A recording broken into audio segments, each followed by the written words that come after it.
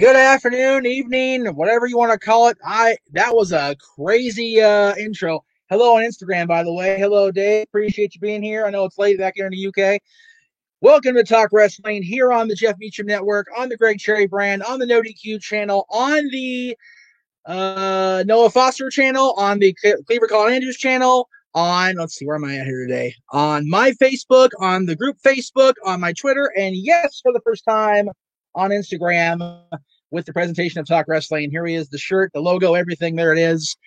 Try that out. See how it goes today. I've got the logo over here with the green screen, and you can see the green screen on this shot because it looks like shit. So sorry.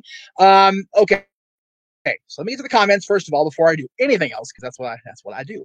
Hello, D. Ross. I did get your emails with the presentation we spoke about, so stand by there. No worries. Hello, Dave over there. Hello, my dear friend Christy. Good to see you. Let me just hang on. Yes, wrestling. Of course, it's wrestling, Christy. That's what it's going to be. Brendan, what's up? Yes. RIP to Brody Lee and Danny Hodge. We'll get to that momentarily. Hello in Saudi Arabia to my friend Vader. No, Michael, not new music, just a whole lot of freaking previews to go through, and I'm trying it out on the new computer for the first time. So didn't go according to plan, as it does. But that's fine. Just kind of is what it is today. I may have to switch to Chrome. I'm on what am I on right now? Hell am I on here? Microsoft Edge. So forgive me if it's shitty. CJ, RIP to both. Yes. Everything's great. CJ had a great Christmas. We'll get to that. We talked about that this morning and over the weekend on the streams. And I saw Ricky live on Instagram this morning. So thank you, Ricky, for joining in the shenanigans this morning. Let me now see what we got over here on Instagram. Chrissy's saying LOL because I'm not really looking at them, and it's funny apparently. So there we go. Where are we at here on the comments? How do I make the comments go up? There we go. Hi. Okay. Yeah, we'll leave it like that. That works too. So, okay, where was I going to go with this? I was going to put a background up. What am I going to put up today? I'll put it this one because joining me from the green room himself is the one, the only. What's up, Michi? Well, that's cute. Nobody calls me Michi except one person, and she knows who that person is. She knows who she is. So you can get away with that. You can try. You're going to fail miserably, but you can try. But the man who can call me pretty much anything he wants because he is an awesome guy, and he has a big announcement that you saw. I think you saw in the previews today. We'll see if it worked out or not because I didn't see shit because my browser sucks. Big G, what up, brother? What's up? What's up? How you doing today? I'd be doing great if the freaking technology worked better. I could see the preview I ran for you. But yes, you have a new show starting next Tuesday. Yes, the Gridiron Grapple. I talked to Greg. He came up with the name. He came up with the video. I figured I'm gonna still do the no DQ stuff, but everybody's been branching off doing their own thing. So I was like, you know what? Let me take a shot at it and see where it goes from there. So sounds like a plan to me, brother. That's awesome. I have long encouraged the staff or the inner circle, if you will, to branch off because when I left the No DQ brand 9 years ago, and Aaron had to take the reins of his own channel. Yep. Here we sit 9 years later. Everybody's doing their own thing. We have a huge support system that we really didn't have back in 2007, 2008, and 2009.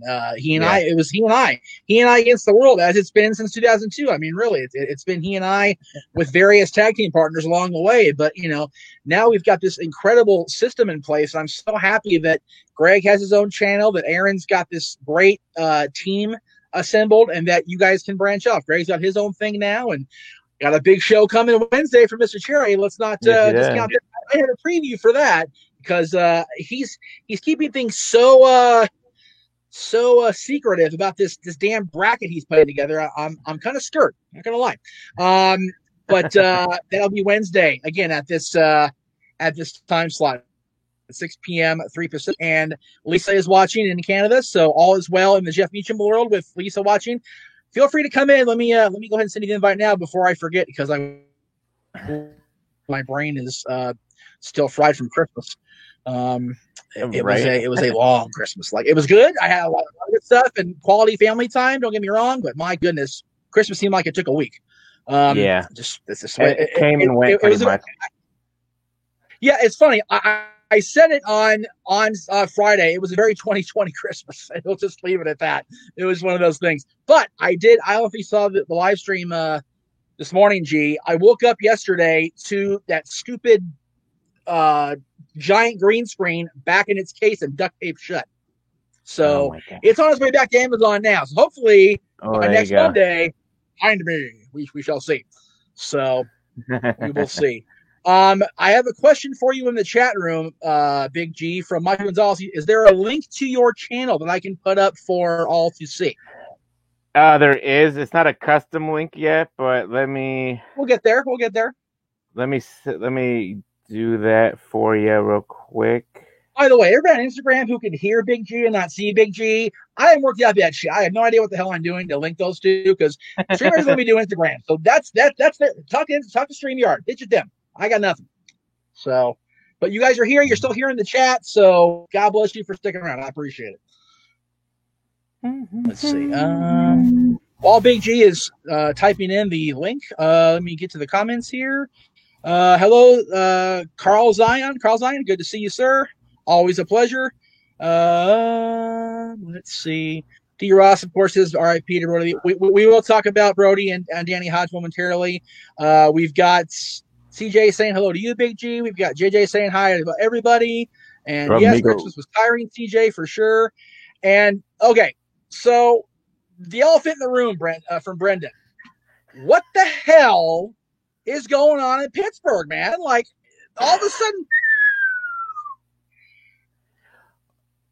I think I might get a little not angry, but I don't even know what the word is. It's okay to be angry because it was a lack there. So a lack of exhaustion. I think there was no like Big Ben said yesterday during the halftime. I guess he said something to Juju, go out and have fun. And I think the stress of being undefeated was getting to them. Right. And it just all went down there from hill. It went all downhill from there. I think our offensive coordinator, Randy Fichtner, needs to go. And because literally all three games and then this first half of yesterday's game, complete crap. The second half, it looked like Ben was playing the game. He was calling the plays, doing what he does best. When this man retires as a professional football player, he will be a head coach. I guarantee that. Oh yeah, without question. Hopefully, I would love if more quarterbacks would call their games the way that Big Ben calls his. Can he teach Goff how to call a game? Because that'd be neat. Goff is pissing me the hell off. He's driving me fucking crazy. Whoop, there's the one F-bomb. Damn it! I wasted the F-bomb 10 minutes in. That sucks. Stupid Jared Goff. It's all his fault. He's pissing me the hell off. I'm not going to lie. He is driving me banana, as Pat Patterson would have said. Goodness sakes. Just like, I don't understand how this guy keeps his job. He drives me crazy. I don't know. And I think another thing is Mike Tomlin. I think he lights a fire under their asses every single time. Right. Exactly. There's a link for Big G's channel. There it is. I'm gonna leave it up there so y'all can type it in because it's a tongue twister. So go ahead and type it in. Take your time, please. Stick around for the 2 hours. It's gonna be a doozy. But yeah, I mean, it's been the weirdest. It was definitely the weirdest week in NFL. We're gonna talk about that more on Staff Boy Sports Bar tomorrow, and again in this time slot, or maybe I don't know if we're going to 6 or 7. I can't really tell. Mikey wants me to do it. It's his show. I just sit there and push buttons. I don't give a shit. But Cleveland lost. Yeah. To the Jets. Like, what the frick? Like, I wish Colin was. Of course, I want him doing Christmas with the family. That's ridiculous. I wish for that. But if he was doing Christmas with his family, I would still have him in here going, "What happened?" Yeah. First they beat the Rams, then they beat the friggin' the Browns. It's like all of a sudden the Jets like, we ain't got nothing to lose. Let's just play like, where the hell was this 11 weeks ago, you idiots? Like, seriously, right? God. It's like, and the thing is, the Jets lost the number 1 overall pick.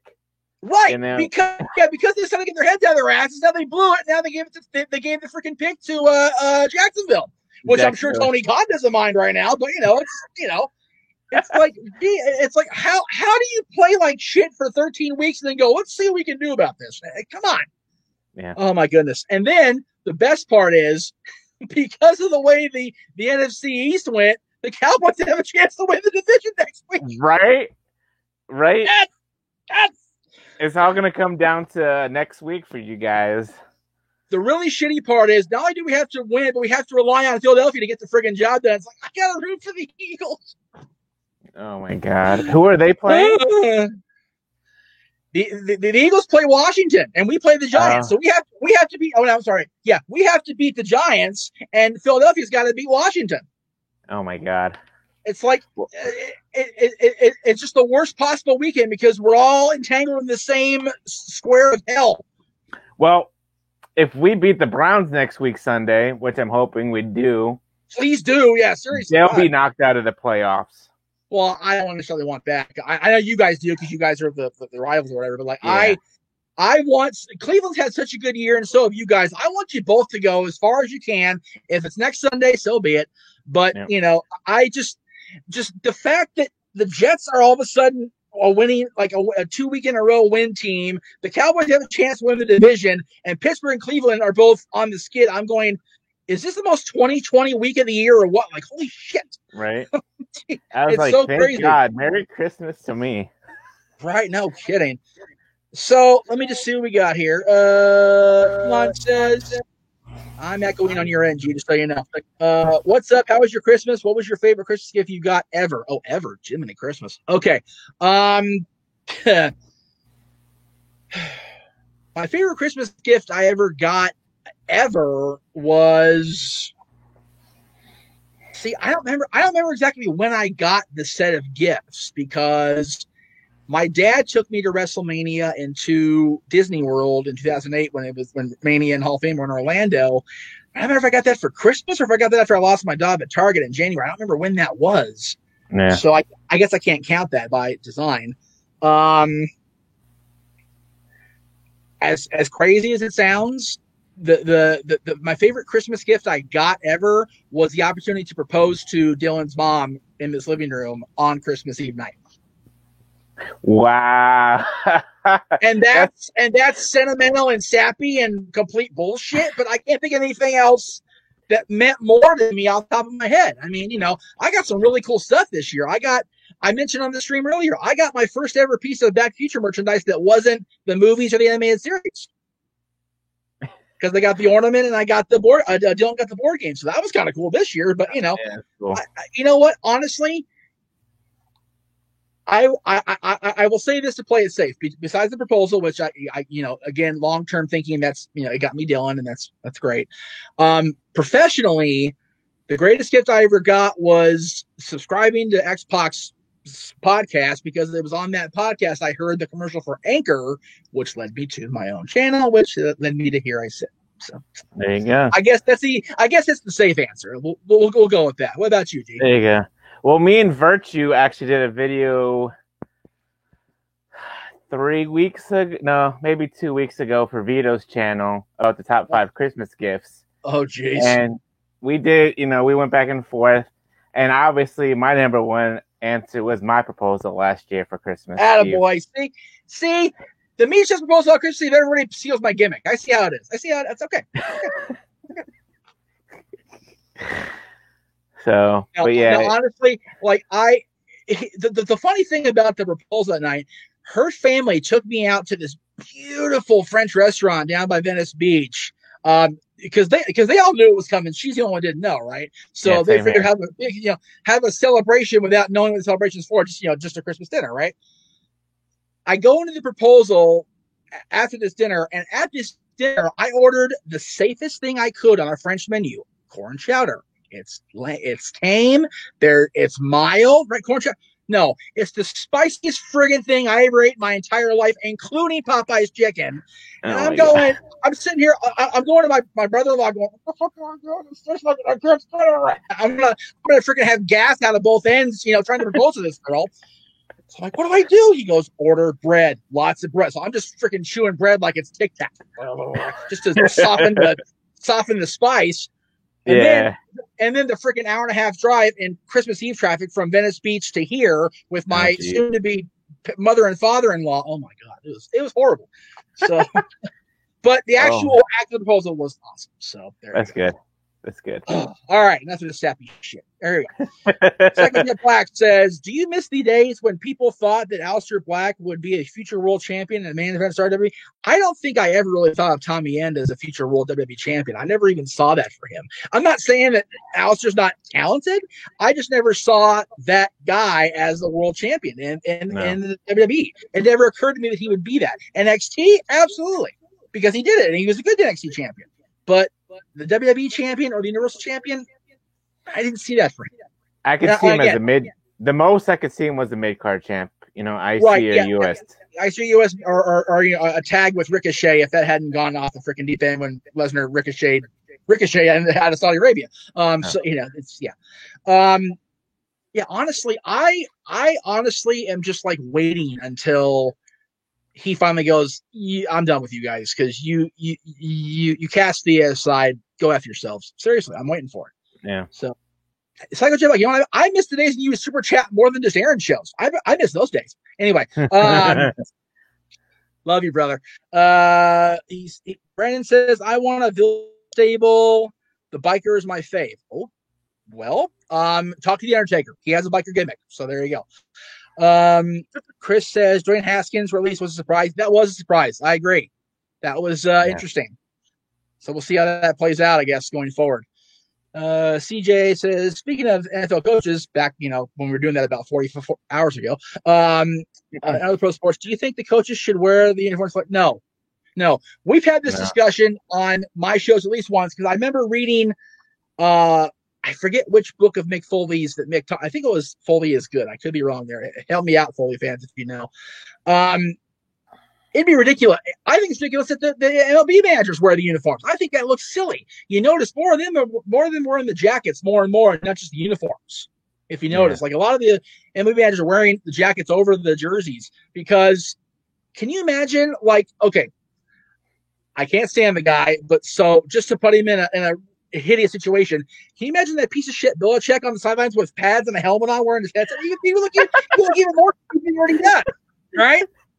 Or, you know, or can you imagine, you know, let's say, you know, Phil Jackson or, Pat Riley, you know, or in you know, cut off shorts and a tank top at the bench. Oh, no, it looks stupid. Coaches should look professional. And that's either, I know that baseball is during the summer and the sport is hot as shit during, you know, July and August.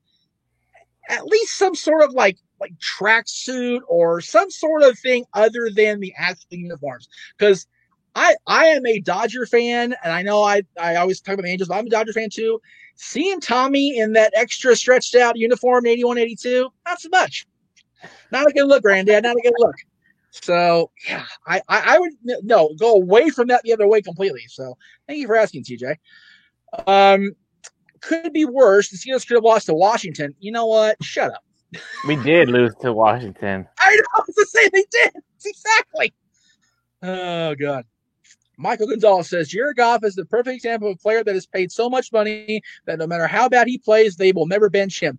This sounds a lot like a lot of pro sports where they're paid, you know, exorbitant. Like, you know, again, my Kings, Drew Doughty. He is paid more than any defenseman, I dare say, in the league, or at least close to it. He's playing 30, 35 minutes a night, and he's not Drew Doughty like he was 10 years ago. He's not that guy anymore. No. So I agree with that statement completely about Goff.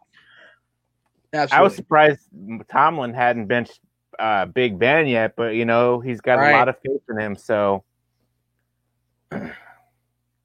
yeah, I would. I'm always astounded by the big time players not getting benched because they're making that. You know, another great example, and this is the opposite. When Mike Trout doesn't, you know, thinks that, you know, he should sit or whatever, he asks, I forget the manager's name right now because it's not so shit anymore, so I don't really give a shit who his name is. He sits. He's getting paid. He doesn't want to get hurt, you know, especially at the end of the season when the Angels are, you know, going to be, you know, waiting to go play golf in the morning. He doesn't want to play that last game and get his ass, hurt or something. So he sits. No. That's smart by the high plate player. So there you go. Who just let's see who we got here. Oh, okay. Sorry, I was checking a message and it was the wrong person. All right. CJ then says, what do people mean when they say a promotion is trying or is WWE light? At the end of the day, the two promotions are both pro wrestling. There will always be comparisons. Exactly. I have tried very hard to not call, WCW in 1995 WWE light because it wasn't. No. TNA was. Yeah. When they weren't at first. When they established in 2002, or they founded in 2002, they were the clear alternative to WWE programming. By and large, the athleticism, the presentation of the promotion, everything was different. But then everybody started jumping over. They got rid of the six-sided ring. Hulk Hogan showed up. It's a carbon copy. Yeah, bad idea. Impact is just now, like really the last year and a half, 2 years, really got a foothold into getting their shit back together. And I applaud them for the approach. And I've actually liked their product a lot. Even before Callis and Omega showed up as talent, crossover talent. They've been doing a good job, and I appreciate that. AEW is another thing. AEW is trying so hard to not be WWE. They're like kind of sourcing themselves out of the market because they're such an alternative that people like Virtue call it niche, and they can't get into it. So I get it. I get it. So, yeah. So Psycho Jet Buck says, which team currently has the better coaches, the Dodgers or the Kings? Oh man, the Dodgers won the World Series, and the Kings didn't make the playoffs, even with the adjusted brackets. Only 7 teams didn't make the playoffs. We were a lot of them. So that. However, we had a hell of a draft. This kid, I can't remember Justin, whatever his name is. I can't remember his last name. JJ, help me out if you can, brother, because I know you're in there. If this kid hits his stride early, he's like 19. He's 6 foot for freaking ever, and he's going to mentor under arguably the greatest two-way center of the modern era, Andre Kopitar. If he mentors under him for a couple years and really hits his shit, dude, watch out. He's going to be flying down the ice and putting shit behind the goalies before they can even blink. And, and we still have the core in place, and I get the core is, 10, 12 years old. I get it. Yeah. But, we've got a lot of young quality talent in the system that can do things if molded properly. There's a lot of chatter in the chat room about there's a lot of talk in the chat room. Let's use our words differently, Jeff. That the six-sided ring was dumb or it was good or whatever. I've said this on my shows. I didn't like the six-sided ring, flat out. Mainly because I put one together and it was a bitch. Couldn't stand it. There's the reason I didn't like it is because to have a six-sided ring, you have to have more stability than a square, which means you have to have heavier and longer beams going across different ways. And when you're on ring crew and doing commentary, that means you have to carry the beams from the truck to the ring area, piece by piece. And if I ever get back into working for wrestling and I have a six-sided ring in the promotion, I am hiding in my car until the ring is put together. So I'm not. And I also didn't like it presentation wise because it was very hard to kind of follow the action at first. Like once the guys got used to it, it was okay. But I've had every single person that ever worked a six-sided ring in TNA and the Indies, whatever, saying they hated it because it wasn't a square that they trained in for umpteen many years before they got into TNA. And they were just completely what the helling the entire time. Daniels was a great example. Daniels was wrestling for like almost 10 years before he, got into, the six-sided ring. And he was AJ, was a standout in NWA Wildside and a great talent toward the end of WCW. And, he made the six-sided ring his own. Let's not kid ourselves, but it was very hard for adjustment. I personally do not like it. If that is so, basically, you asked me how to tell time, and I told you how to be able to watch again. But yeah. Anyway, yeah, not a fan. Let's see. Elijah says top 5 action movies in the 90s. Okay, here's where we're gonna get ugly with Jeff's discussions here, because I found out over Christmas weekend I haven't seen a lot of movies that I already should have seen. Right, so Aaron has made it his mission in life in 2021 to get these damn things checked off my list. So I am the worst guy to ask about movies, like worse than Noah. Okay, like yes, seriously. Worse than Noah and regular sports, I am terrible with movies and TV. Unless it's something I was hardcore into, I didn't bother. Yeah. So, yeah. And JJ is going to sit here. He's sitting there going, ooh, at me, because he's been trying to get me to watch Gotham for about 20 years. It's on the air for 5. But, yeah, it's I am on his shit list for not watching Gotham yet. So that's one of the things on my list for sure. But, yeah, this year's going to be the year of Jeff gets shit watched so he can have more things to talk about besides wrestling and Kings hockey. So I'm trying to think of my top. I'm trying to think. I know I have. I'm trying to think if I have any 5. Nobody's watching Instagram right now. Nobody's even here. Hi. Well, that's Patrick's watching. My brother's watching. Oh, geez, God help me. Yeah, Patrick. The reason my head keeps just racing is like keep moving off camera, so like the green screen cuts me off. So that's why. Fine. I'm good. I don't know. I would have to think about it. There's so many action movies that came out in the 90s. It's not even crazy. Well, JJ's saying number 1 is Judgment Day, Terminator. Oh, did I get it? They're Terminator 2 Judgment Day. So he says number 2 is Demolition Man, which I've never. Whoops, I skipped one because the thing's moving on me so fast. Demolition Man, which I've never seen. I'm pretty good with Stallone, but I've never seen that. Okay, I've Last seen Action all 3 Hero, of these. I'm pretty sure I saw at least once. I've seen that. So I'm not sure of that.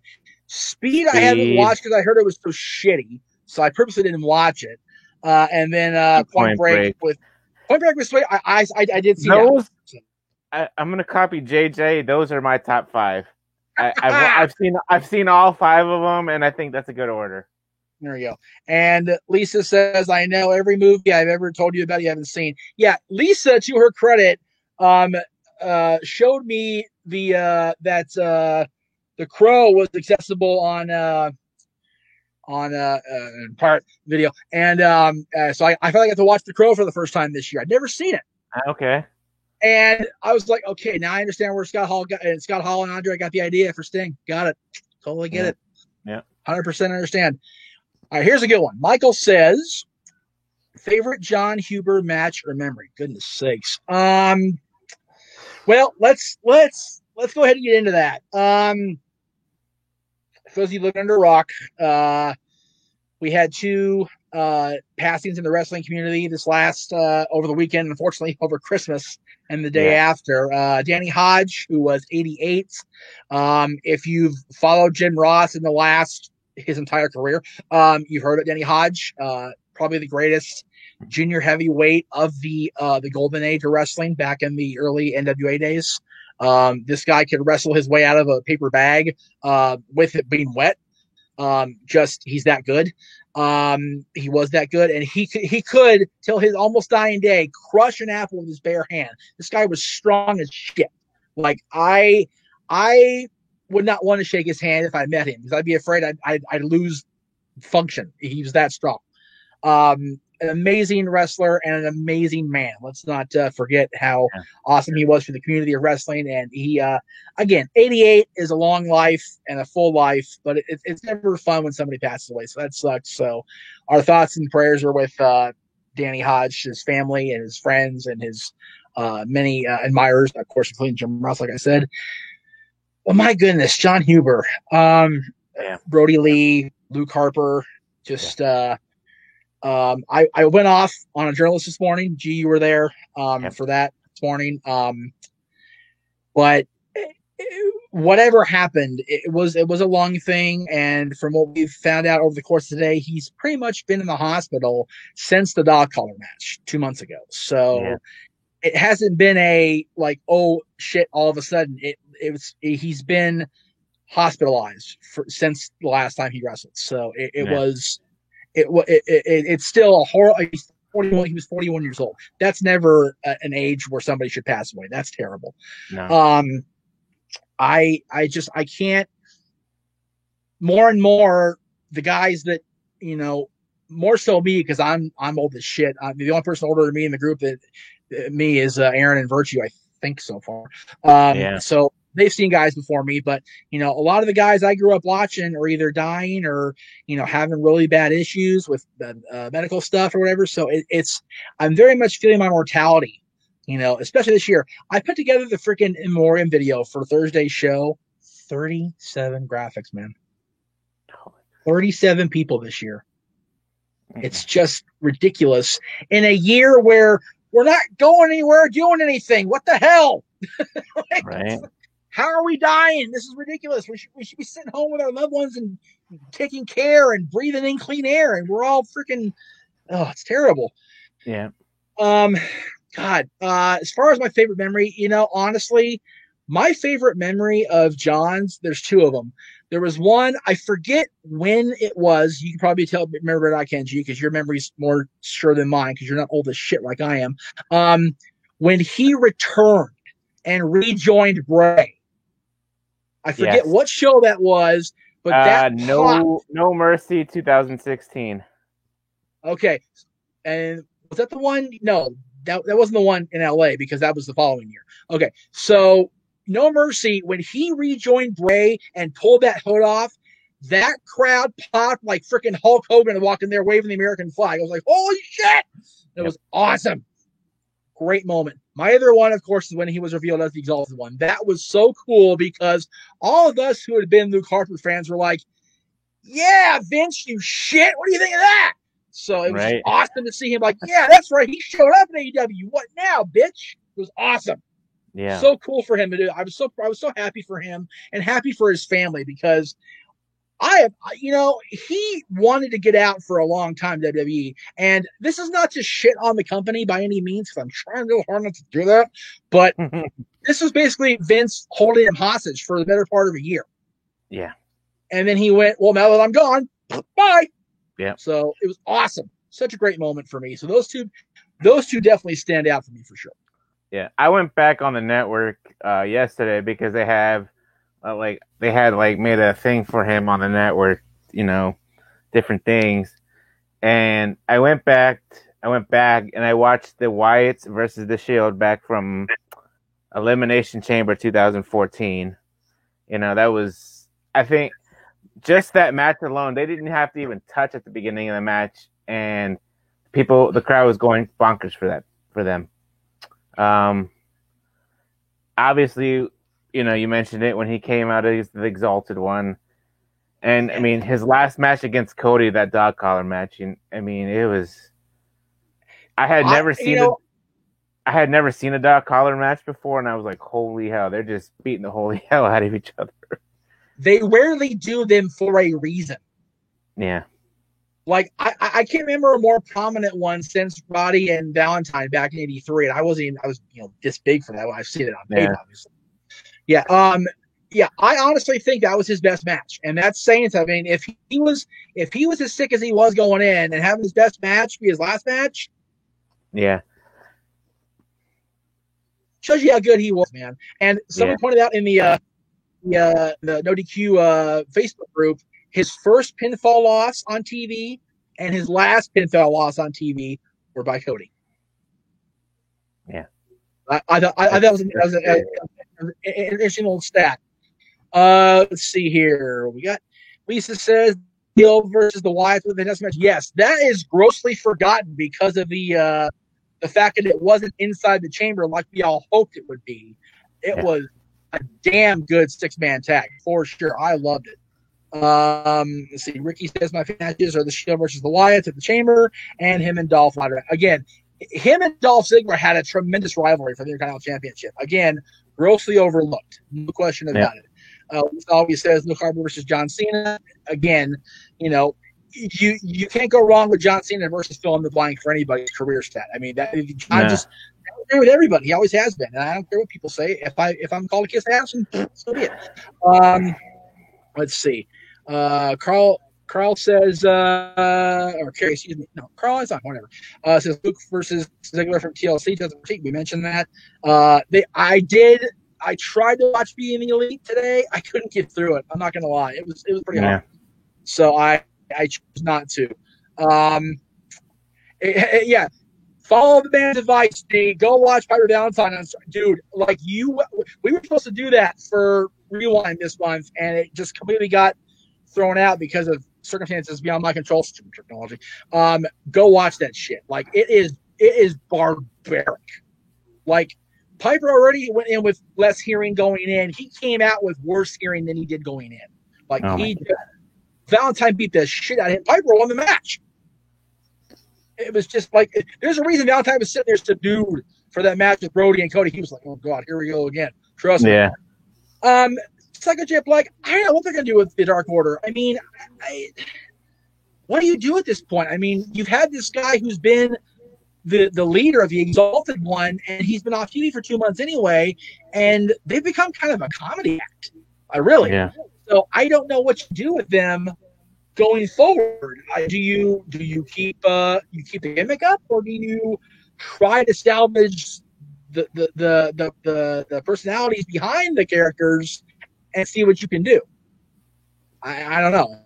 It's very, very hard to decide what they're going to do. It'll be interesting to see what they do on Wednesday. I mean, granted, it's already going to be, probably, I don't know if it's been canned or not already, but I would imagine they're going to do something to make it happen. So Dustin maybe turning and becoming a leader wouldn't surprise me, only because they've had him kind of going back and forth with the different numbers, the numbered guys. So that would surprise me if he was, turned to. Somebody said, D-Ross said have Redbeard. Yep. Have Eric Rowan.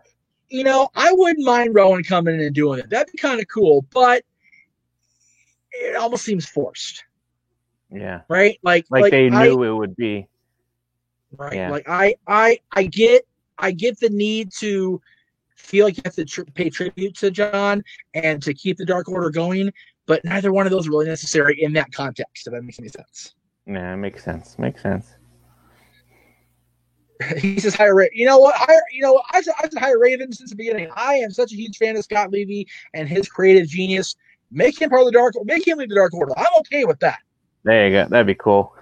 Raven's a twisted mother effer, dude. I'm okay with him being on the dark side again. That works for me. The only bad part is that, well, you know what? If Impact's from AEW, we got Tommy and Raven back together again. So I'm just throwing it out there. There you go. Yeah. Just drag Tommy out there in stupid polka dot tights, and have Raven. And there you go. You got a match. I'm a terrible person, but that's okay. So again, next Tuesday. Do we have time yet, G, or are we still working on that? I'm thinking between 4 p.m. Eastern and between 4 and 4:30 p.m. Eastern. I'm not too sure yet, but somewhere in between there. As long as it's before me, it's okay. So if you're on the West Coast, 1 to 1:30 around that's perfect. But there it is right there, youtube.com/channel/ there it is. Check it out. Go subscribe right now to Big G's channel by all means. The guy knows his stuff, and he is a plethora of knowledge, and he is a great contributor to my shows, to our sports shows, the Greg Show and Mikey's show. And I look forward to seeing what you have in store for us after Week 17 is over and we get into playoff country, because the NFL is about to get good in a hurry. So I look forward to your analysis, my friend. Thank you. See. Thank you for being on with me as always, and we will see you probably on Wednesday, I would guess. Oh, no, Wednesday we're doing a special thing, so maybe we'll have you in the sports bar tomorrow if you want to talk about football, because I'm bringing in somebody else for baseball, because we have some local to him sports news, baseball-wise, and we're going to bring him another special guest in first time, Mikey. But we'll have you on during the football talk because I think we need a challenger for the prediction challenge if you're down. So Yeah, I'll make it work tomorrow. beautiful, brother. We'll see you tomorrow. Like I said, I don't know if we're going on at 6 or 7, but either way, I'll get you a link. We'll make it happen, Captain. All right, cool. Talk to you later, Jeff.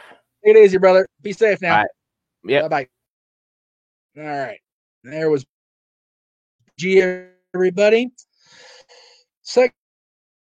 Okay, Chase said they just Tony Khan just spoke Wednesday about Wednesday tribute show for Brody. Well, that's cool. I like that. That's cool. We're gonna do a tribute to Brody. And if you're watching, appreciate that very much. Thank you guys. I know it's kind of a right now. I guess right now, look through my show at my thing is Psycho Jeff Black says one of the best and worst Christmas songs. Best Christmas song is if you'll post Silver Bells, preferably by why isn't it posting? Come on, there it goes. Maybe there it goes. Hi. Okay. Again, I'm using this stuff for the first time. Brand new computer, so forgive me, guys. Ricky's here. Hello, Ricky. Who else is here? Okay, we're good. Hi, Ricky. The best song is Silver Bells, preferably by the Gatlins. I mentioned on our Christmas song episode that didn't air, so you didn't know that. My favorite, my least favorite Christmas worker song is Dominic the Christmas Donkey. Oh my God, I hate that song so much. Hate it.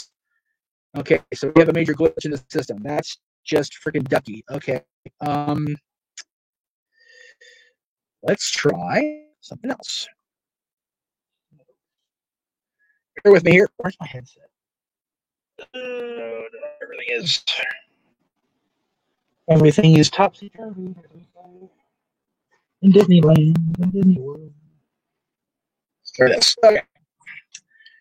We're going to try outsmart the technology here. We got this. Are we all good? We all plugged in here? Everybody on?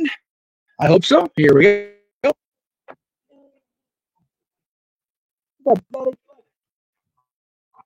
Okay. And then we'll do cam. Testing 1, 2. Nope, not working.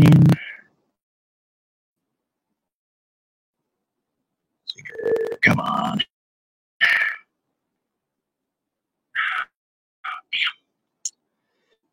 I know.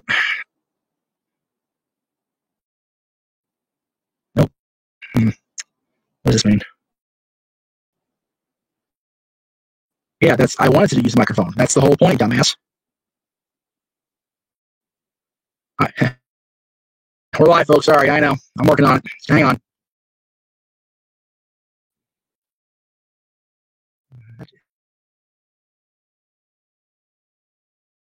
Does that work? Maybe?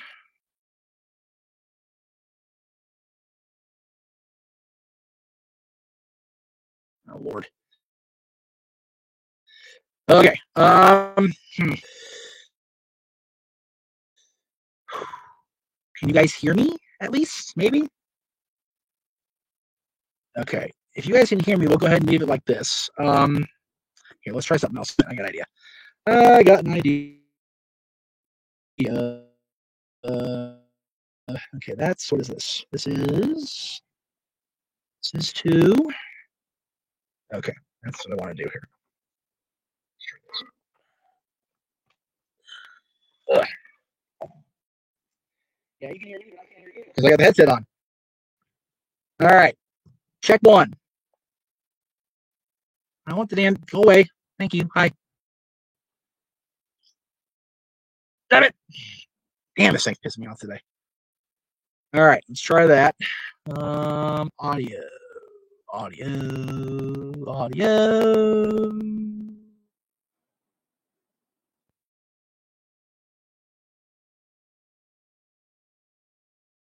One check. Oh, there we go. We have the technology. There we go. All right. Should be better now, guys. I got the big mic working. Anyway, let's see. Ricky says yes. Whatever that means. Okay. Anyway. So part of what I wanted to talk about today, if I can get the thing up here, because I talked about Danny and John. I talked about. Oh yeah, okay. So if you haven't voted yet, and I don't know why you haven't for whatever reason, voted for the NoDQ.com year-end awards for 2020, I highly encourage you right now to go over to NoDQ.com, go into the features section, which is in the top right under the logo on the main page, and check out the different links to the 2020 NoDQ.com year-end awards, because the voting ends this week. Aaron's going to make the announcements on Thursday, which means on the year-end review show I'm doing right here on the Jeff Meacham Network across the plains, if you will. I didn't put the damn graphic up. Are you freaking kidding me? I didn't. Well, it's on the bitch. I meant to. Thursday will be the year-end review, and we'll have that up on Thursday afternoon around the same time, 6 Eastern, 3 Pacific. We'll go a couple hours. Talk about the year that was. Talk about who's passed, all the highs, the lows in between, and we'll announce the winners of the NoDQ.com year-end awards for 2020. So that'll be part of Thursday's show. So if there's a lot of static, I am sorry. Okay. Psycho Jet Black says, if I could erase one football team from NFL history, which one would you pick? Goodness sakes. Just one? Really? Just one? God.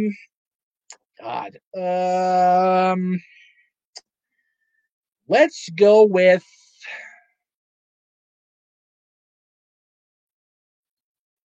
the whatever year Pittsburgh beat the Cowboys in the Super Bowl back in the 90s. That team. Definitely that team. Who is my male, female, and tag team of the year? Goodness gracious. My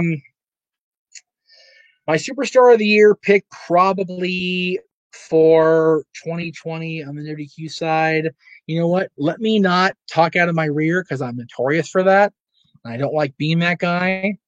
So let me go ahead and open up NoDQ and see who the choices are before I announce my selections, because I do want to be fair to whoever is nominated, because just gotta do that. So I will do tag team first, because that's the for some reason that's my least desired. Let's see, it's worse.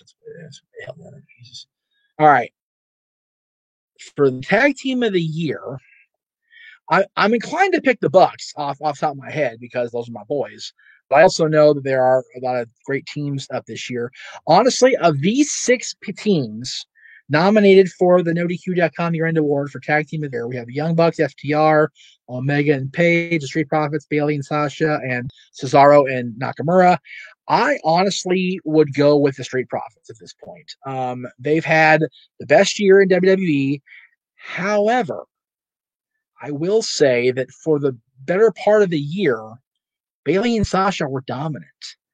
They rode roughshod over everybody, and it comes down to those 2 teams: Bayley and Sasha, the Golden Role Models, and the Street Profits. For me personally, those are my 2 choices. For female of the year, again, Sasha had a great year. She in my opinion, she did more to impress me this year than she ever has in her entire 5 years on the main roster. So for me, I'm going with Sasha Banks in that category. I that's just how I feel. I think she's been the best all around performer in the game. And I know I said Alexa on the show with Aaron, but I heavily, vehemently, whatever you want to say, retract my statement. My choice is Sasha Banks there. As far as superstar of the year, you have to go with the guy that's been the MVP of WWE for the year, and that's Randy Orton. He's been the guy all year. Randy's definitely the guy. That's Randy Orton's superstar of the year, and that's just who he is. Jay Sportscar says, I hope if Dark Order stays together, they bring in Rowan as leader. So I was remember Mr. Brody. Right. We talked about that before you came to the room, Jay.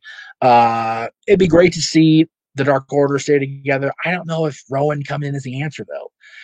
I wouldn't write the Raiders off the face of the earth, Jay. I would just tell, inject their fan base with some freaking tranquilizers or decaf. Tell them to stop painting themselves silver and black. It's just weird looking. So, Big G, you are welcome, sir. I always enjoy having you on again. Check Big G out coming up on Tuesday, January 5th, a week from tomorrow, over at his channel right there. There's the address, the link, whatever you want to call it. I'll leave it up here for just a moment, and then we'll get back to the comments.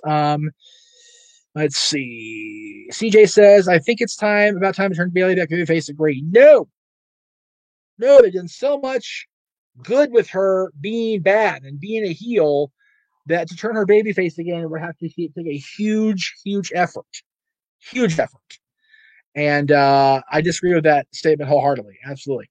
And G says, I just want to thank you for being such a dude. G, you inspire me, man, and you've been such a big help for me, with monetary stuff, with helping out with the channels, you've been definitely an MVP for us at No DQ, and I really appreciate it. And I don't say that lightly or, say that with half-assed. I mean that. You've been a huge help to all of us at the channel, and we don't let you talk near enough, and I'm sorry for that. That's totally my bad, because I'm a fucking cheddar. Shit! I'm a friggin' chatterbox. I'm sorry, Aaron. Grief. Anyway, so I appreciate you, G, so thank you. Paolo says, will you be watching Raw live? Do you usually watch it live? I try my darndest to watch Raw at 8 o'clock Eastern, 5 o'clock here for me. It depends on if I can get a good connection. I don't get the East Coast feed unless I'm in the Thunderdome, so I have to use one of those websites you have to kind of pirate into. I don't like saying that, but that's what I do I'm gonna bet. I try to go to bed on time. It didn't happen last night because these damn thunderstorms and the rain. But when I do try to go to sleep early, I do want to watch Raw at 5 o'clock. So I do watch it then. So hopefully I'll get that done tonight. We'll see how it goes. Carl says, what does Raw need to do to turn the ratings around? That's a $64,000 question, Carl. I don't know. We've all been talking about it. For the better part of a couple years, really, about what the WWE can do to turn Raw's ratings around. I don't know. I really don't. So, at least that's a good point. Better writing would be a good start. I really. It definitely couldn't hurt, right? So, and G says SmackDown's been the show of the year. I agree. SmackDown's been WWE's best show of this year, no question about it. So I would say, yeah, a better writing team would definitely put Raw back on the right path for sure. Everybody except Instagram. Give me 1 second. Instagram, it's a mess, and I haven't really. I was trying to see if I could pull it off doing it both. I can't do that because I can't. I have to focus on here because I get the comments here and I can see it better. It's more of a user-friendly interface. So we will see you guys tomorrow right around 9 or 10 o'clock a.m. Pacific, or one of those two. So until tomorrow, guys, on Instagram. Good night. There's that. Okay, screw it. Let's see. Hang on 1 second here. Now you look at the damn camera. Back over here. There we go. Okay, hi. Just TW, whatever. Host. Out damn spots.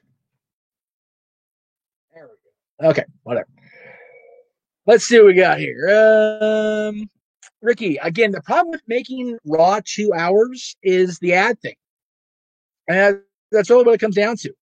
Raw is a 3-hour show that is based on 3 hours of ad revenue in the process. And if they cut it to 2 hours, if they cut it to 2 hours of programming minus commercials, that's only a 2-hour window they have to fill ad time. They lose an hour of revenue in ads, and they can't afford that right now. They're not making money as it is on live events and tickets because it's not going to happen right now, especially. So I don't think that's a good idea at all, and they won't do it. D. Ross wants to know my opinion on Ryback Sam and Southman.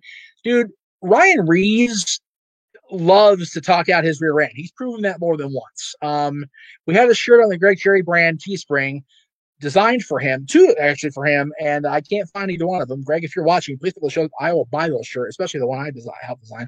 I'm not a fan of Ryan at all, and I don't value his opinion at all. I don't. Mohammed, I've seen your question twice. I'm not going to address it. None of my business, and I'm not going to speculate on what happened to him. So if you want to ask somebody else, go for it. I'm not going to address it. David says, other than the Royal Rumble match, what's your favorite match of the Royal Rumble pay-per-view?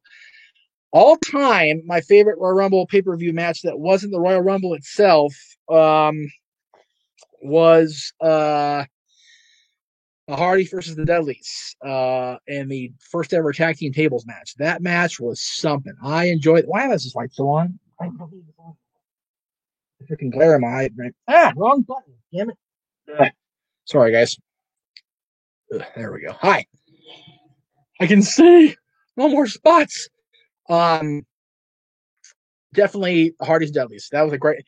That whole pay-per-view, the 2001 pay-per-view, was definitely the Attitude Era in a nutshell, right? So, but that's just one. Honestly, that's really just one of many. I've got a whole bunch more, as does Monsieur Williams. And we will definitely get to that coming up on the 22nd. Let me get rid of the damn banner so you can see. There it is. Coming up on the 22nd. Damn it. There we go.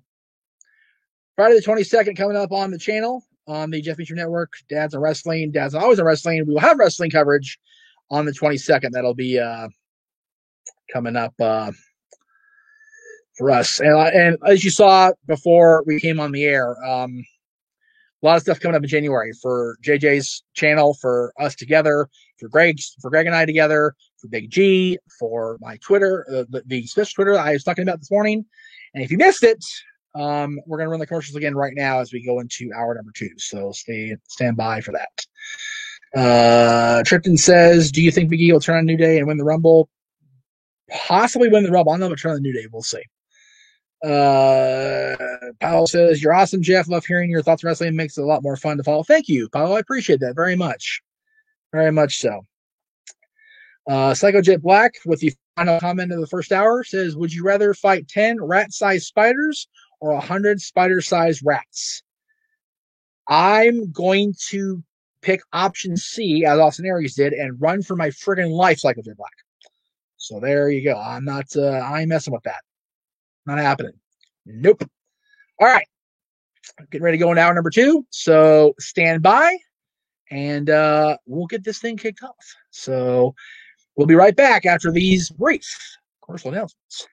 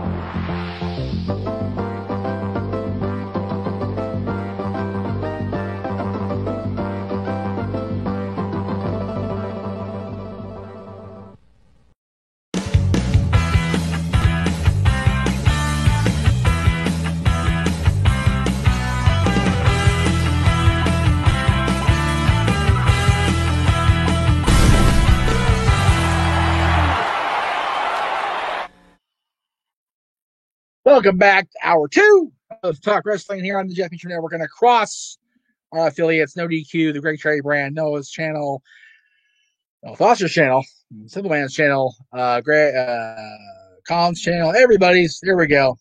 Yes. No, we're not done. We're not done by any means, Elijah. We just took a break. Hour 2 is underway. Here we go. Let's see what we got here. What's next for Sami Zayn? Good question. He is no longer the Intercontinental Champion as of Friday. Christmas. His Christmas was ruined thanks to Big E. So we'll see what happens on Friday on New Year's Day with Sami. I'm a fan of Sami's. I'm not a particular fan of the whiny Sami Zayn, but I do like his character development much more than the plucky, underdog, I just like so we'll see what happens. I like it better now, but I'm kind of over what they've been doing. So I'm hard pressed to decide what I want to see out of Sami Zayn other than just going back and kicking ass because he's not that guy, right? So we'll see. Tripton says, "Oh my God, thanks for saying my name right now." When they say Tripton? So yeah, it looks like Tripton. If it's not, if it's Tripton, then I don't remember saying it right or wrong. So there you go. Let's see. What was the better Undertaker theme, American Badass or Roland? Roland.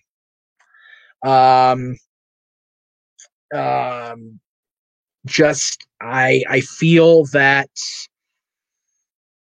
it fit better. It was more like they used the American Badass nickname, so it made sense to use the song by Kid Rock, but I liked him using Roland better when he was doing the biker thing. That's just my own personal thought. You're welcome, JJ. And again, thank you for contributing. We are going to have replays, as it said on the trailers, for Renegades reviews. Those will be every other Friday, beginning the week after. 2 weeks after, on the 15th. I can't even freaking. I'm so tired right now. 3. Sorry, Aaron. Don't care anymore. I'm tired. Don't care. We'll have those every other week going into 2021 with the Renegade reviews. And the weeks we don't have dads, basically, is what we're going to do the Renegade replays. So there you go. Ricky feels Sami should turn face and join force with Kevin and face up the heel Usos. That works. I'm okay with Owens and Zayn being back together. They're a great tag team. I appreciate that, David. You'd rather watch me than Raw. I don't discourage people from watching Raw. I want people to watch Raw and have opinions on how to make the product better and let WWE know. The McMahon stood out there in that freaking ring, whatever it was 2 or 3 years ago and said, "You're in charge. We're going to give you what you want." Bullshit. You haven't done that. So do it. Make them tell them what you want to see and what you want to hear. So there you go.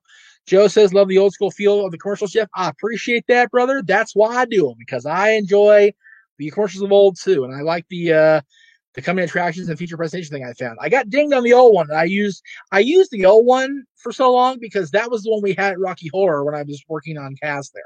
So I got a kick out of that, and the fact I was like, "Oh, I found it. That's awesome!" But I got pinged on Aaron's channel, so okay, that's the end of that. Carl says, "What's more likely to happen first? CM Punk wrestling in WWE again or Owen in the Hall of Fame?" CM Punk wrestling in the WWE again. I'm not kidding. I'm not exaggerating. I'm not trying to be facetious. I'm dead serious.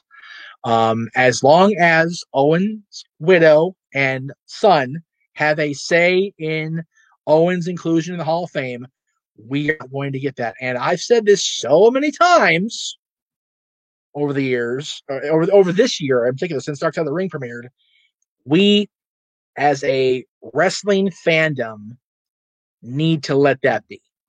We need to let Martha be, and we need to let Oge Hart be. And we know Owen is a Hall of Fame superstar. And that needs to be enough.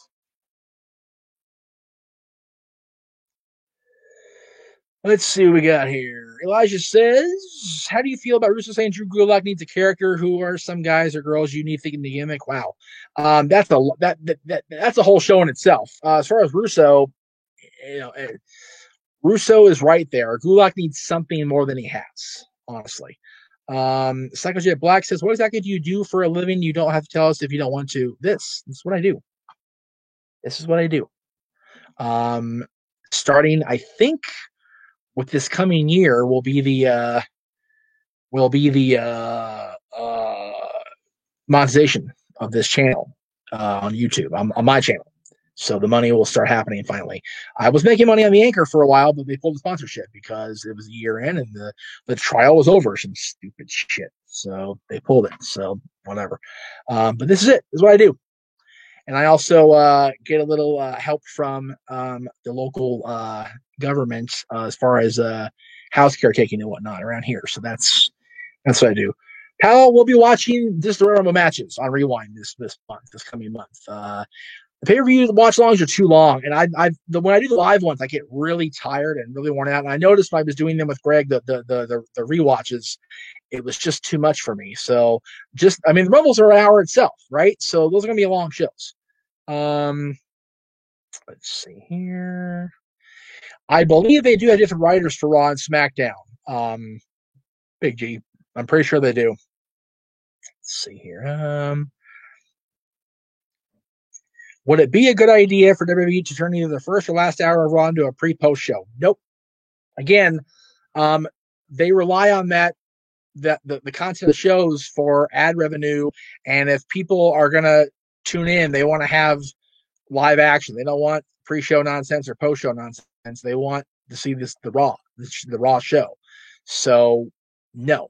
Bad ideas. I'm not saying your idea is bad because your idea, CJ. It's a bad idea because it wouldn't work in the current climate. Let's see. Cleaver, hello, Cleaver. Just wanted to pop in and say hello. Happy New Year to everyone. Rest in peace, John. Yes, Cleaver, you are missed today, sir. I would love to hear your thoughts on the Browns from this weekend. I'm just astonished. Completely flabbergasted at what happened Sunday. Yesterday. So Cleaver says, just got out on a smoke break from my family side at Christmas. After JJ said, what up? And he said, nice. I said, outside we got, it is raining like crazy here in SoCal. It has been raining off and on almost nonstop since early last night. I was up all night. I told Lisa, as she asked her a question here, I'll get to you momentarily, sweetie. I finally make the effort to go to bed early, and Mother Nature says, "Oh my beer, dude! Hail, freaking hail, comes down, just awful, just awful." All right. I went out to the garage to do flood control because we have to do that because our house is all weird, foundation wise, and. Freaking, I thought it was an air raid. And then this big lightning streak goes across. We have these windows on the outside of the garage that, amplify everything. So I literally almost peed myself trying to get the garage in shape. Holy shit. It was bonkers. So I've been up all night dealing with it. I tried so hard to sleep this afternoon, and I ended up just putting Disney music and singing my heart out and warming my voice up for today because I knew I'd be going 2 hours today. So,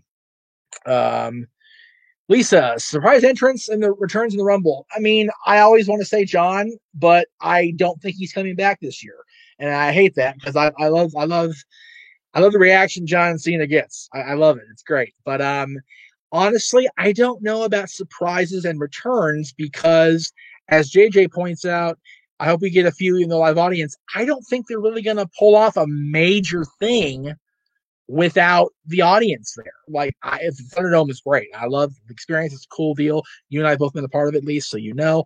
But I don't foresee them doing a huge thing without a big crowd, and it sucks.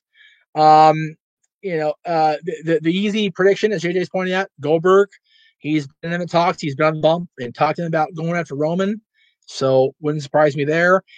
Dwayne The Rock, again, with the way his movie and filmmaking insurance goes, I don't see it happening, Jay. I want Dwayne back so bad. And it's weird for me to say that as I sit here 8 years after my vehement disagreement with him returning. But I want to see it. But I don't think it's gonna happen. Trish would be great. I'd love to see Trish in a Rumble match again and do better, to go longer than she did when she came back for the first Women's Rumble. That'd be awesome. Victoria would be great. We haven't seen her in a Women's Rumble match yet. That would be awesome.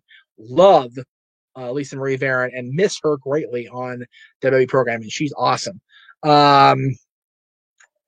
Elijah, you watch New Year's NXT New Year Evil. What match did you watch?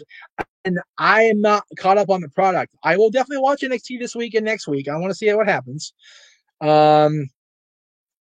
Lisa says Naomi for Rumble as well as Goldberg, the new Fiend character, even Marie. Oh God, oh no, and Melina.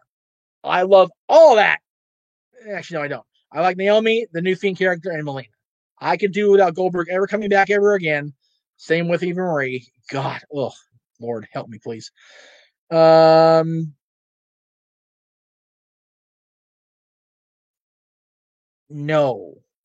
they're not going to bring that back. It's 2020. No. Any more legends I'd like to see coming back? I like the lineup they've got now. I'm happy with it. So, John Colombo says, "What up, Jeff? How did you get to meet all the wrestlers? How did you break into the industry? Thanks." Okay, well, they all kind of go together. So I got to meet the wrestlers through doing these podcasts with Aaron and everybody else over the years in the last 18 plus years now. Didn't go to a show as far as attend an independent show or a show where I got to meet anybody after starting the work here until 2003 when we went to XPW. We met some people there and it kind of just snowballed from there.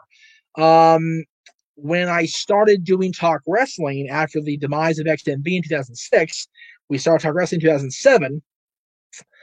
And I had been following a local promotion out here called either Epic Pro Wrestling or Pro Wrestling Award, depending on which minute you ask the promoter. And I had him and one of his female talents, as well as a local guy here in Santa Clarita, Roland Bo Cooper, who people have mixed feelings about. I'm a huge fan of Bo's. He's always treated my family with respect and decency. Was welcome in my house WrestleMania, him and his wife, and they treated my father with respect. So I applaud Bo forever. I interviewed the promoter Gary Yap on Talk Wrestling, and that evolved into me going to the shows every month, which are here in Newhall. I'm not in Newhall, but the shows were in Newhall's 5 minutes away, maybe 10. And one week, Gary asked me to co-manage at ringside with him, be his like apprentice, shall we say, kind of like he was Bobby Heenan, I was Mr. Perfect as far as ringside managers. If that makes, there's no comparison to Bobby and Kurt, right? But let me just go with it, okay? Anyway. And then 1 month, I think it was in February of 2008, I managed our champion and his partner, who was Teddy Hart, the nephew of Bret Hart, against the Young Bucks in the tag team main event of the night. And that's really how it started. I just kind of kept managing for Gary, and then I moved on to a couple different promotions over the few years I was involved. Did some commentary back in 2005, thanks to the No DQ opportunities. I got to do one play-by-play for a show. It's terrible, sucked horribly, for a lot of reasons, not all of them mine, and I'm not gonna get into that because I'm not getting sued. And as far as what I'm doing now, I enjoy this. Like I thought I would enjoy being in the business, quote unquote, more, but I didn't. Like I had fun working with Gary and working with the original Legacy, Rick Ellis and Devin Sparks and Jameson Stafford and Tim Donst and Jason Strife and Gary's business partner, Anthony. I had a tremendous time with all those guys in high society. It was great. And I maintain to this day, had I not bitched so much about the bruised ribs I took from a different promoter after a run-in, that I would have stayed with the company longer and had more opportunities. And I blew that. That's my bad. That's my bad. So there you go. I hope that answers your question, John. If you need to know more, please by all means ask. Lisa says the women's is more stacked returns than the men's, without question, Lisa. Absolutely. Speak of time for you to come in, by the way, you know. JJ says, I doubt we'd see Rock with no crowd. Everyone's predicting Rock versus Roman, but I think it'd be there Super 2022. I agree to an extent, Jay. We've talked about this on the shows.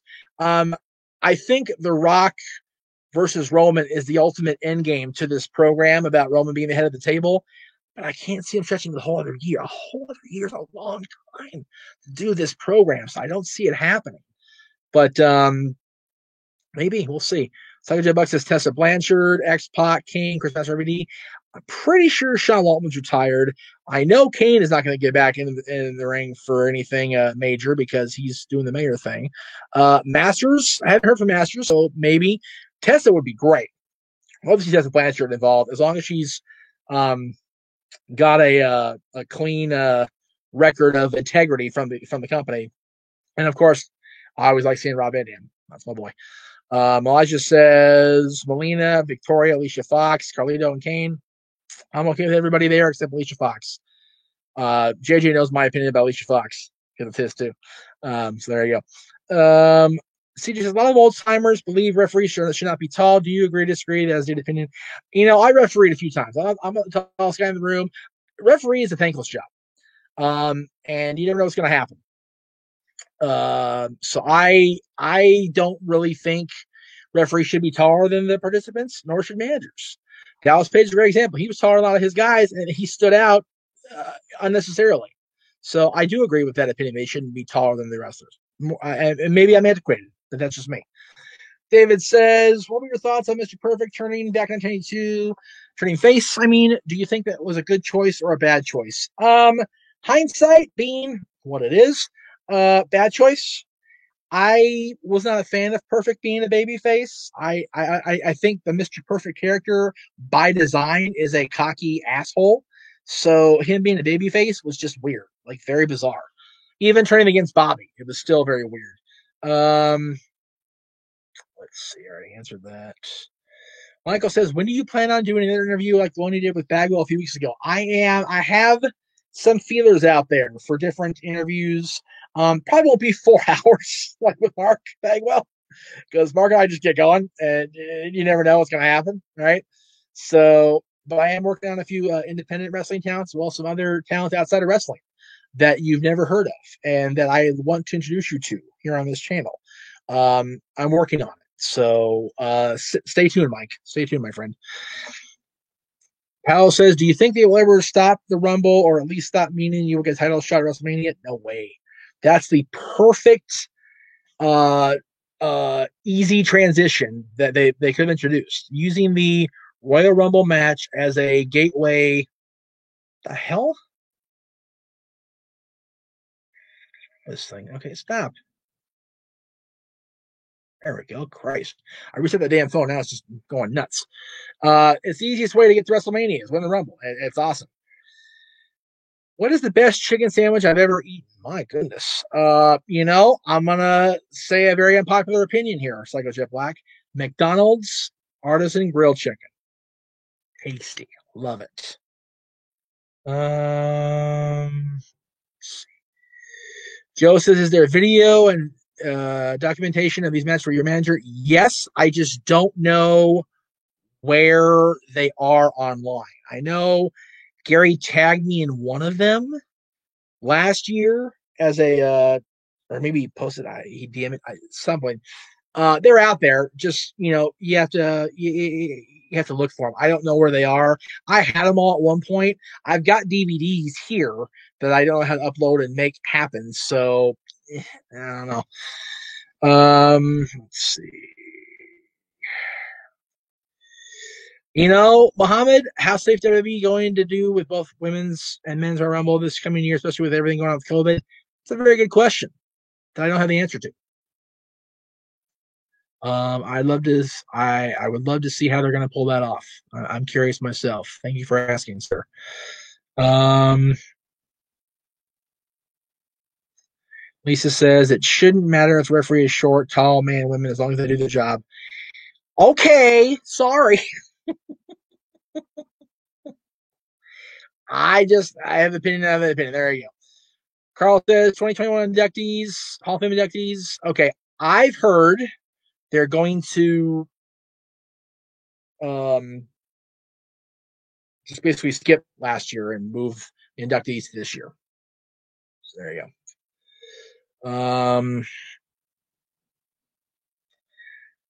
Again, Psycho Jet Black. As far as the worst rumbles, we'll talk about those too on that dad special. Where's the graphic? Where's that damn graphic? There it is. We'll talk about that in a second. As far as we'll get to some of the worst because there are quite a few worst. There's some bad ones. Hence, yeah. All right, let me do a little plug here while we wait for more questions to come in. I've been plugging our good buddy Alexander the Red here on the channel at patreon.com/Alexander the Red. Easy for me to say. Her set she has up right now is a little different. I'm not gonna lie. She did a post-Christmas set based on the Krampus character, and that's her set up there right now for Patreon. It's like a 91 picture set. There are some there's some naughtier pictures that you won't see on this channel or anywhere on YouTube because movies. But definitely check them out over at patreon.com/Alexander the Red. That's our buddy, our favorite cosplaying redhead. Of course, our friend over in the United Kingdom, Laura, she always has great content, just different cosplays, different dress ups, different teases, all kinds of different things. OnlyFans.com/Laura Check her out there. And if you like what you see from her buddy Lisa, who I'm sure wants me to change her graphic again now that she's changed her profile picture, follow her on Twitter at Angel Lisa Marie 2. That's where you can find Miss Lisa. Our boys Colin and Big G are on YouTube and on NoDQ.com/Colin. Big G is over at odq.com/BigBallerG. And let me put up his YouTube channel one more time. There you go. There it is right there. I'll leave it up for just a second so you can take a screenshot and type it in later. That works too. And that's where you can find Big G. And let's see, who else did I miss here? That's it for now. Okay, very good.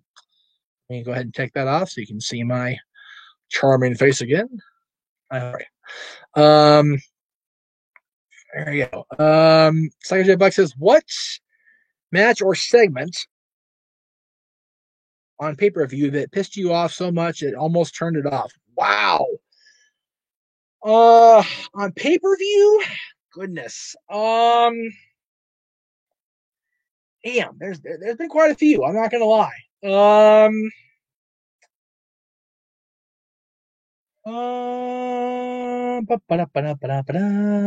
me come back to that. I'll think about it. All right, Lisa, I'll change the picture. Why doesn't the WWE put up all their content? It gets me so mad. Makes you keep wanting more. That's the thing. Supply and demand, John. Supply and demand, brother. They want you to keep coming back and seeing what's next. That's why. The question on the question that was asked earlier about what pissed me off so much. Lisa says anything Retribution, I walk away. Yeah, they suck. They're terrible. They're having Ali and Retribution again tonight. Oh my! And Ali and Ricochet. Crazy. I can vouch for this. I was there. When Cena faced Batista at WrestleMania 26, JJ got up and turned his back to the camera during the main event of WrestleMania. Well, it wasn't main event. Main event was Taker and Shawn. I watched him do it. Crazy. D. Ross says, my guess is Jeff Hardy versus Sting with Ricky. Yeah, that you know what? You're right. That's exactly right. You're absolutely correct, D. Ross, because that was a horrible moment for the business. Just terrible. Absolutely terrible. Good call. Yep. There's your winner. Ding, ding, ding, ding, ding. Bullshit moment. Terrible. There you go. He nailed it. What else? Oh, okay, one thing I didn't plug on the during the commercials, that was my bad because it's not on a Friday. It's going to be on a.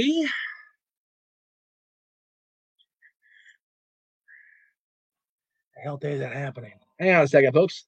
We're live. I don't know my information here.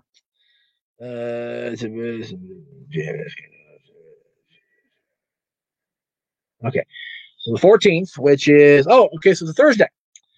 Thursday, January 14th.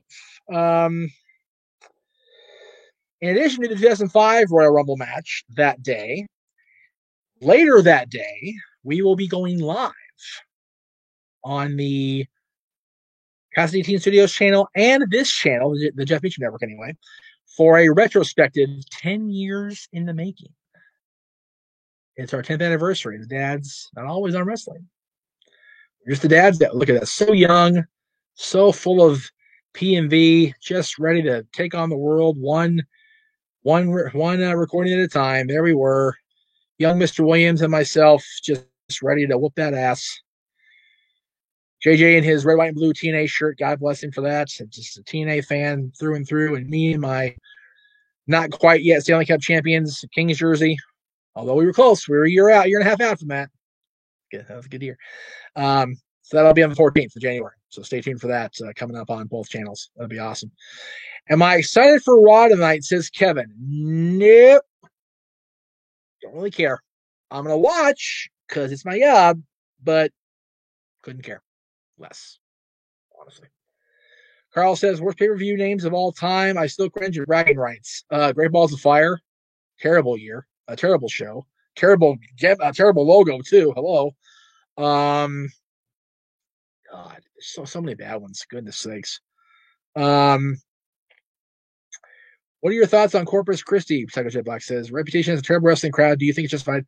I've never been to Texas. I don't know. I don't have a whole lot of knowledge of that reputation, so I can't give a proper answer. There you go. This is a small thing, but do you think WWE should have the ring announcer announce the referees' names for each match like I do about UFC? No. I mean, I'm not trying to do a disservice to the referees, but they're not a real sport, and I think their presentation reflects that. They used to introduce referees all the time in the old days, like when it was presented as a legitimate contact sport. So if they wanted to, I mean, maybe. Somebody's calling me. Who's calling me? Who's calling me?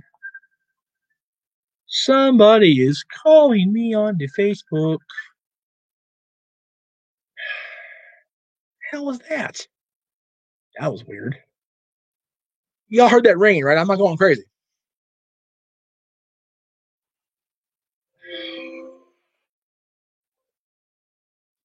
Dylan? Hi, you're on speakerphone. I'm on the air, buddy.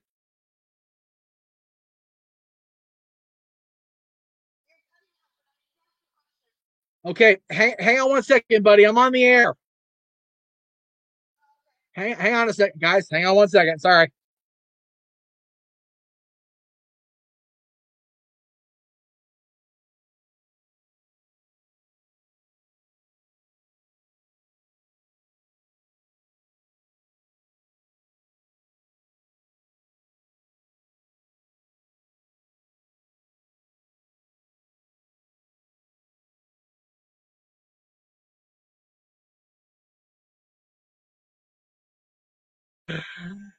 The kid wants his Disney Plus password. I can't give it to him right now because I'm on the air.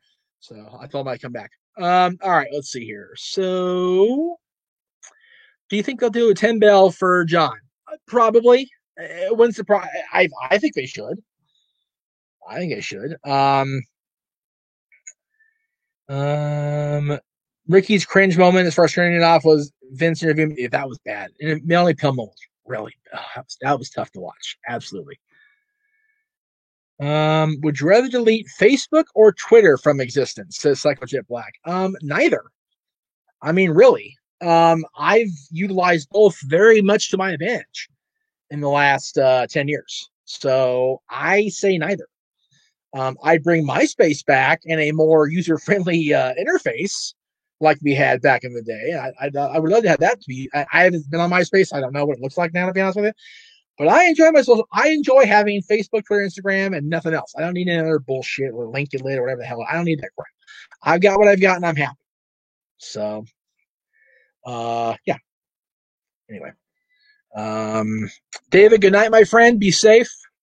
Enjoy your sleep if you get to do it. If you're going to watch Raw, even better. More power to you, brother. We have 2 messages now. What the hell?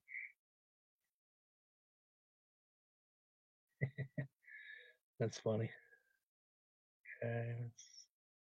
There we go. Okay.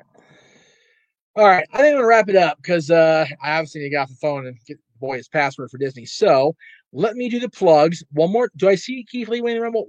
Keith Lee winning the Rumble wouldn't surprise me. I'll have predictions for the Rumble coming at the end of the month. So there you go. Paolo says, best young star in wrestling at the moment. Oh, goodness. MJF. There you go. All right. Again, don't forget tonight, immediately following Monday Night Raw on the NoDQ.com side of things over at Aaron Riff No DQ on YouTube. You can check out Aaron's full recap and review of tonight's episode of Monday Night Raw.